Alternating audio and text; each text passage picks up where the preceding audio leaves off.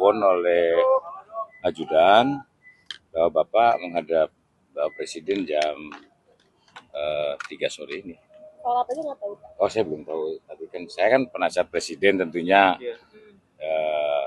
Mungkin ada hal-hal yang beliau minta saran masukan. Biasanya beliau kan suka minta saran masukan dari kita sebagai penasihat. Tapi dari Bapak mungkin ada dipersiapkan yang nantinya akan disampaikan kepada Presiden terkait dengan khususnya pertahanan nasional itu, Pak? Oh, jelas itu Apa pasti. aja Pak kira-kira Pak ini? Ya, itu nanti saya sampaikan ke beliau. Nanti setelah kembali nanti baru saya sampaikan. Isunya nasional atau ada internasional menurut Pak? Nasional dan internasional. Berarti soal geopolitik yang terjadi di Timur Ya, Tengah. ya. Kira-kira itulah. Pak, ini kan juga sempat ramai Pak soal wacana Presiden Blinken overflight dibuka yang pesawat militer AS. Ini banyak juga pengamat yang mewanti-wanti keterlibatan Indonesia. Takutnya terseret juga dalam konflik global gitu Pak. Ya, beliau saya rasa lebih paham tentang itu. Nanti saya akan berbicara sama beliau tentang itu. Ya. Selain Bapak siapa lagi Pak yang nanti bertemu dengan Presiden? Setahu saya penasihat cuma saya sendiri. Ya. Oke. Menterinya mungkin Pak? Belum ada. Oke, makasih ya. Bapak kalau mayor defense partnership antara US sama Indonesia yang jadi perhatian itu, Presiden seperti apa melihat? Memang akan ada peningkatan perjanjian antara Amerika dan Indonesia soal pertahanan atau seperti apa? Itu kan sudah lama juga dan ini kelihatannya akan terus dilanjutkan kerjasama kita dengan Amerika. Tetapi hal-hal yang prinsip saya rasa beliau nanti lebih tahu lah. Saya juga nanti akan bertanya kepada beliau. Ya. Pak, tapi secara prinsipnya pesawat militer dari pihak luar itu sebenarnya boleh melintasi wilayah kita nggak sih Pak? Misalnya kalau tanpa izin. Oh ya, itu sudah hukum internasional ya, tidak boleh. Oke Mas ya, saya ditunggu. Pemirsa, prioritas pemerataan pembangunan nasional terus dioptimalkan pemerintah. Salah satunya pemerintah akan mempercepat realisasi program 3 juta rumah dengan upaya membangun 10 kota baru. Pemerintahan Presiden Prabowo Subianto akan membangun 10 kota baru sebagai strategi utama untuk mengejar target ambisius program 3 juta rumah, di mana percepatan realisasi program 3 juta rumah dengan fokus di wilayah dengan kebutuhan hunian tinggi yang didukung koordinasi lintas kementerian. Menteri Perumahan dan Kawasan Permukiman Marwara Sirait mengungkapkan, pembangunan 10 kota baru tersebut menyasar wilayah dengan kebutuhan hunian tinggi guna menekan backlog perumahan nasional. Rencana pembangunan 10 kota baru tersebut diperkuat melalui koordinasi intensif bersama Kementerian Agraria dan Tata Ruang, Badan Pertanahan Nasional untuk mengamankan ketersediaan lahan. Menteri Ara menjelaskan bahwa data lokasi potensial khususnya di wilayah Jawa Timur telah dikantongi pemerintah untuk segera ditindaklanjuti secara teknis. Untuk mempercepat upaya tersebut, pemerintah akan membentuk tim bersama lintas kementerian dan lembaga guna melakukan survei lapangan secara mendalam di lokasi-lokasi calon kota baru tersebut. Langkah ini diambil guna memastikan masyarakat berpenghasilan rendah atau MBR mendapatkan akses hunian layak di tengah keterbatasan lahan perkotaan yang semakin akut. Berdasarkan laporan Kepala BP BUMN Doni Oskaria, menyatakan bahwa pihaknya tengah melakukan pemetaan aset milik perusahaan pelat merah yang belum teroptimalisasi untuk kemudian diserahkan kepada Kementerian Perumahan dan Kawasan Permukiman. Dari Jakarta, IDX Channel. Ya, Kementerian SDM terus menjamin pasokan energi nasional di tengah ketidakpastian geopolitik global.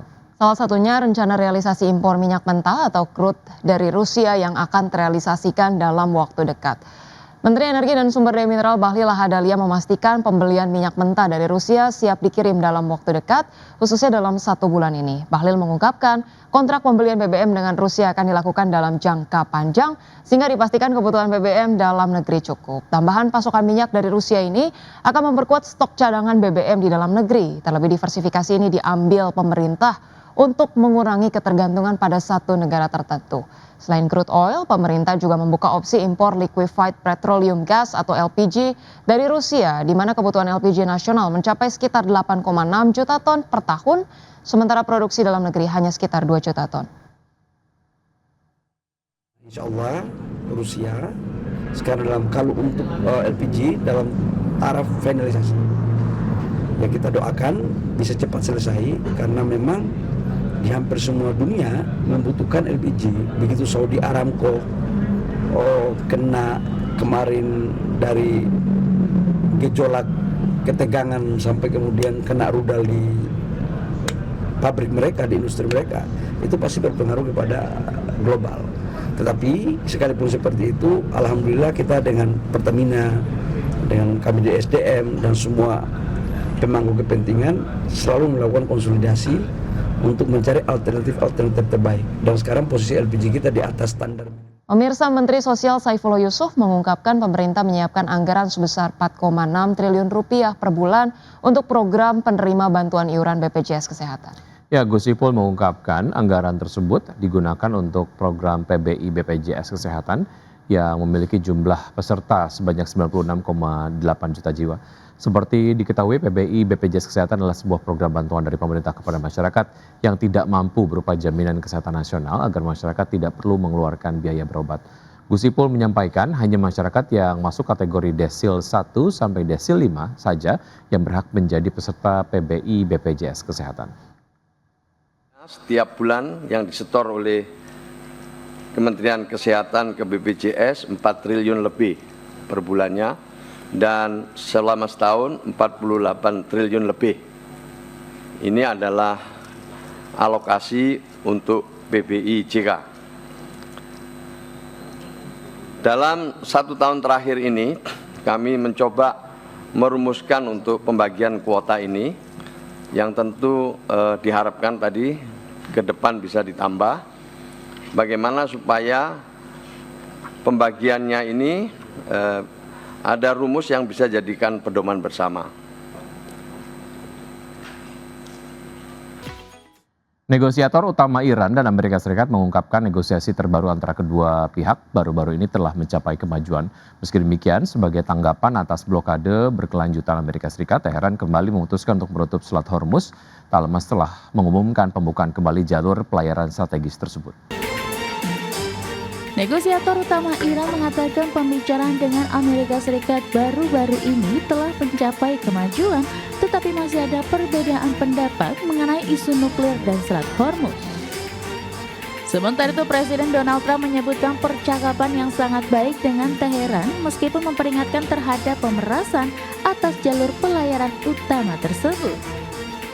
Kedua pihak tidak memberikan rincian spesifik tentang keadaan negosiasi pada hari Sabtu pekan lalu, beberapa hari sebelum gencatan senjata yang rapuh dalam perang Amerika Serikat Israel melawan Iran akan berakhir. Kepala negosiator Iran Muhammad Bakir Kalibaf merujuk pada pembicaraan akhir pekan lalu mengatakan negosiasi telah mencapai kemajuan, tetapi masih ada jarak yang besar di antara kedua pihak. Sedangkan Trump mengatakan Amerika Serikat sedang melakukan percakapan yang sangat baik, tetapi tidak memberikan detail lainnya. Namun Teheran membalikan arah pada hari Sabtu untuk menegaskan kembali kendali atas Selat Hormuz, sekali lagi menutup titik hambatan energi dan menambah ketidakpastian baru. Iran mengatakan pihaknya menanggapi blokade berkelanjutan Amerika Serikat terhadap pelabuhan Iran, menyebutnya sebagai pelanggaran gencatan senjata. Sementara pemimpin tertinggi Iran Ayatullah Mujtaba Khamenei mengatakan Angkatan Laut Iran siap untuk memberikan kekalahan pahit baru kepada musuh-musuhnya. Adapun sebelumnya pada Jumat lalu Iran telah mengumumkan pembukaan kembali sementara Selat Hormuz setelah kesepakatan gencatan senjata 10 hari yang dimediasi Amerika Serikat pada hari Kamis antara Israel dan Lebanon. Berbagai sumber IDX Channel. Ya, harga minyak kembali menguat tajam pada awal sesi perdagangan di hari Senin setelah sebelumnya mengalami penurunan signifikan pada akhir pekan. Kenaikan ini terjadi di tengah meningkatnya ketegangan geopolitik menyusul penutupan Selat Hormuz. Minyak mentah berjangka Brent melambung 7,26% ke level $96,94 per barrel pada hari Senin pagi waktu Singapura, sedangkan minyak mentah berjangka West Texas Intermediate melonjak 7,24% ke posisi $89,92 per barrel. Sebelumnya harga minyak sempat merosot lebih dari 9% pada hari Jumat.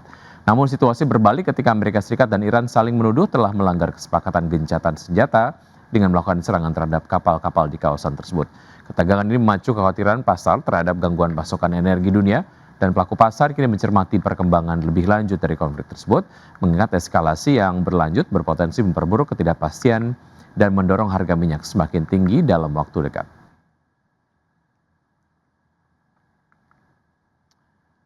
Ya, selanjutnya dari bursa global, pemirsa indeks acuan Wall Street, yakni S&P 500 dan juga indeks Nasdaq, yang masing-masing mencatat penutupan rekor ketiga berturut-turut pada perdagangan di hari Jumat. Sementara Dow Jones Industrial Average yang membukukan penutupan tertinggi sejak akhir Februari karena investor menyambut keputusan Iran membuka Selat Hormuz dan optimisme terhadap kemungkinan kesepakatan dengan Amerika Serikat untuk mengakhiri perang.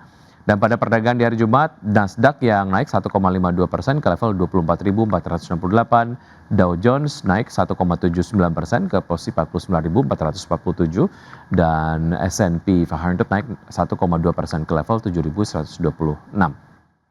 Dari bursa Eropa, Stoxx 600 melonjak lebih dari 1% dan mencatat kenaikan mingguan keempat berturut-turut pada hari Jumat. Kenaikan terjadi setelah Iran mengumumkan pembukaan Selat Hormuz, dan Stoxx 100 ditutup naik 1,56% ke posisi 626,58.